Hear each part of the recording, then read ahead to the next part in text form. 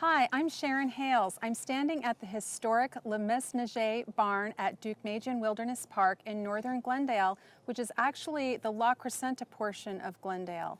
Hikers and visitors come to this park to enjoy the trails, the spectacular views, and the picnic grounds, but they're often very puzzled by this imposing, beautiful barn that's behind me. And so I invited local expert Marc Stirdivant to join us today to fill us in on the details.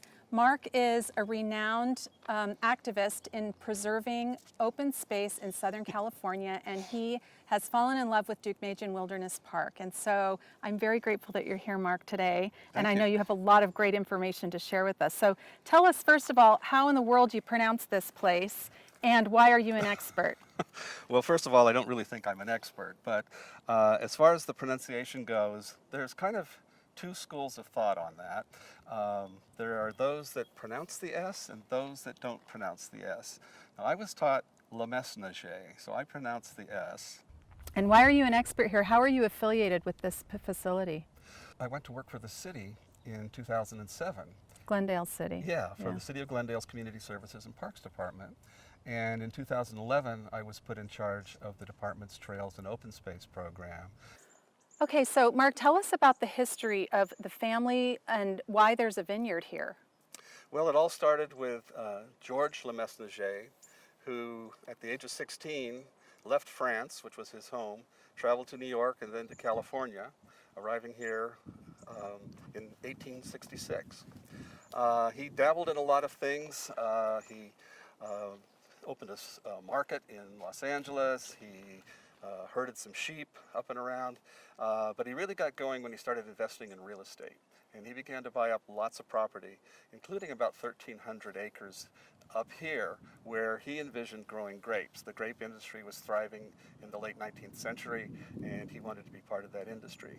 So he purchased property here and began to grow grapes. When World War I broke out in 1914, he left California and went back to France at the age of 64 to fight for his homeland. And his son Louis began work on the stone barn that's behind us here. We're not sure how long it took him to build the barn. We know that there was construction activity going on in the park for about 4 years. But once the barn was built, then it became the center of the grape growing and winemaking operations. The wine wasn't actually made here, but the grapes were grown here, and the wine was stored here, and then transferred down to downtown Los Angeles, where the Le Mesnagers had their winery. Wow, okay, so the vineyard that we're looking at here, this wasn't actually part of their vineyard. This is more of a souvenir, is that right? Yes, this was put here after the park was opened by the city to just provide people with a reminder of this was a kind of activity that took place in this park way back in the day. So, Marc, was the wine industry profitable for the Le Mesnager family? Yes, so far as we know, it was. They began their winemaking operation in 1911, and it ran until 1920, and the only reason it stopped was that was the introduction of Prohibition. Okay. So between 1920 and 1933, they grew grapes, but it was mostly for like table grapes, grape juice, that kind of thing. They weren't making any wine. Well, I'm surprised because during Prohibition, a lot of liquor manufacturers did pretty well, but maybe that was the moonshine folks. Maybe. I don't really know, and I've never read anything about the Le Mesnagers kind of sneaking around during Prohibition to make wine. They did start it up again in 1933 when Prohibition was repealed, although from what I can learn, they weren't making wine themselves at that point. They were leasing the vineyards to other winemakers, and other winemakers were using the Le Mesnager grapes to make their wine. So they were a law-abiding winemaker then, apparently. Well, at least that's what the record reflects. Okay, well, just before we go in, tell us quickly how the city of Glendale procured this structure. Sure. As we'll probably talk about when we get inside, the Mesnager family moved into the barn in 1937, and they lived there till 1960. In 1968, it was sold, the barn and all the property surrounding it was sold to a developer named William Bliss, who wanted to build a housing development here.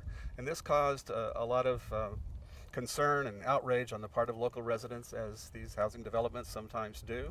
And so the city got involved. They took an option on the property in 1986, and 3 years later they opened it as Deukmejian Wilderness Park. Well, they opened the park, but they didn't open the barn. It hasn't been open to the public, is that right? That's true, and it's still not open to the But public. you're going to let us in, right? I'm going to let you in on the big secret. Okay, that's what we want to know. Let's go on inside. Okay, we're inside the barn, and we want to know more about the family history, Marc, because I hear that the family lived on the upper portion of this barn for a little while. That is correct, more than a little while, actually. The barn stood until 1933. In November of 1933, there was a big fire that roared through here and destroyed all the property around here and substantially destroyed the barn. The roof was rebuilt, but not before the big floods that happened in La Crescenta on New Year's Day in 1934. So that also damaged the barn as well, as all of that debris came flowing down from the canyons and into the valley. Later, the roof, as I said, was rebuilt. It went from a kind of a peaked style roof to the arched style roof that we have now. And in 1937, the family of George Lemesnager's son, Louis, and Louis himself, moved into the barn. And that's the first time that anyone had ever lived in the barn. And where they lived was on a mezzanine that was up here. And as you can see, there's some doorways up there that lead to outside staircases and even a couple of fireplaces. But this is where they actually lived. Prior to that, the barn was used for storing grapes, for storing equipment, and even sometimes for livestock. But from 1937 to 1960, the Lemesnager family lived here in the barn. So tell me about the interior, what it's going to be, and then also how the barn will be used by the public. Sure. So the longtime goal was as a nature education center, and that's where we're still headed. So in here will be exhibits and displays, all designed to help people understand their connections with the land, with the barn, with this barn's history. So basically it will look at the human and natural history of this region, including the Crescenta Valley. So what's the time frame on all of this? We're working with the consultants now, and we think it will be probably a year and a half by the time we go through the end. 2019, 2020. Correct. Okay, got it. A few feet away from the barn is where the hikers pick up the trail to some excellent hiking through the Deukmejian Wilderness Park. And they might not know the story of this oak tree that's behind us. Now, in 2009, the station fire ravaged the park. And Marc, tell us how the fire impacted this land. The fire here in the park was actually a tactical burn that was ordered by, I think it was the LA County Fire Department. This was several days into the fire, and the fire had moved up to the top of the ridge line that you see here. You can see where the towers are up there. So the decision was made to set a tactical burn, and just up from where we are right now is where they set that burn. And the original plan was to burn every stick, every plant, everything that the fire would take with it. And the assistant city manager, a fellow by the name of Bob McFaul, just had an outburst, and he literally told me he started to cry, and he said, "You can't do that. You can't do that. At the very least, you have to protect that big heritage oak tree that's there." And the city manager turned to the city's fire chief, and he said, "Chief, is there any way we can save that oak tree?"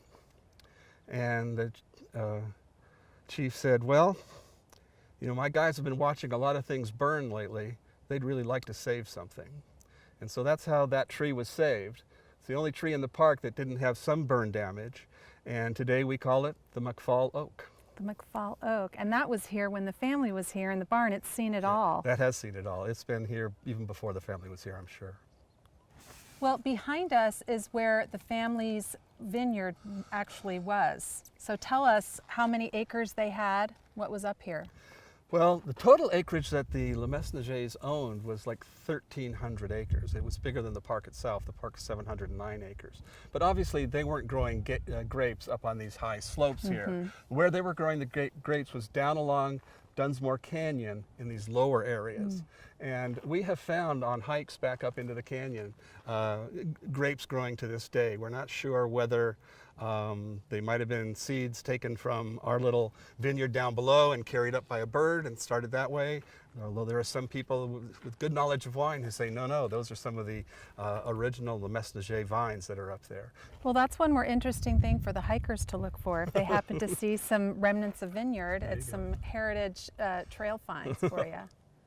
Well, here in the amphitheater, there are some really fabulous outdoor programs, educational experiences for the whole family. All ages enjoy it. And Marc is going to tell us what sorts of offerings are here at the park. Sure. Here at Deukmejian, it's kind of the centerpiece for trails and open space programs for the city of Glendale. And we do a program almost every Saturday.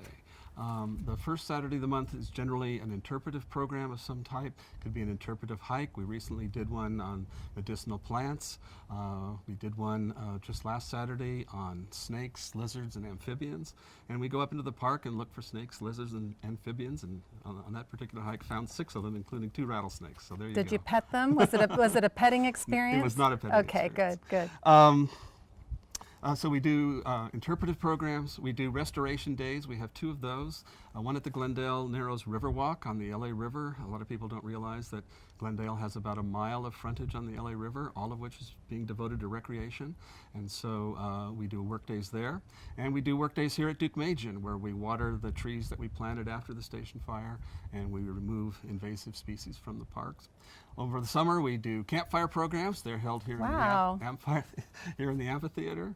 And we also implemented a new Friday night lecture series, which is mostly for adults. That's a huge array. I'm just surprised. I think most people don't really know what's offered up here. Well, I tell you what, they could do a couple things to learn more about it if they go to the Parks Department's homepage on the City of Glendale's website. There's always information to be found there. Or probably the best way is to email us at trailopenspace, that's all one word, trailopenspace, at glendaleca.gov. And we'll put you on our email list. We'll send you an email about once a week, and we'll let you know about all the programs that are coming up. Another great place to look is the Glendale Parks and Open Space Foundation's website. They have information about our programs, and it's important to remember that they sponsor a lot of our programs. It's kind of a 50-50 deal between the City of Glendale and the Parks Foundation. So we like to give a shout out to the Parks Foundation because they are really, they have really been instrumental in making the Trails and Open Space program in the city a success. Well, thank you, Glendale Parks and Open Space Foundation. I have learned so much today, and I'm so grateful that we have organizations that preserve this wonderful facility for us. And I know the next time I come to Deukmejian Wilderness Park, I am going to know and appreciate a lot more about it. Thank you, Marc, for being with us today. We're so grateful that you came. My pleasure. To see other Foothills Finds videos or to contact me, please go to SharonHales.com, and I'll see you next time on Foothills Finds. Thanks for joining us.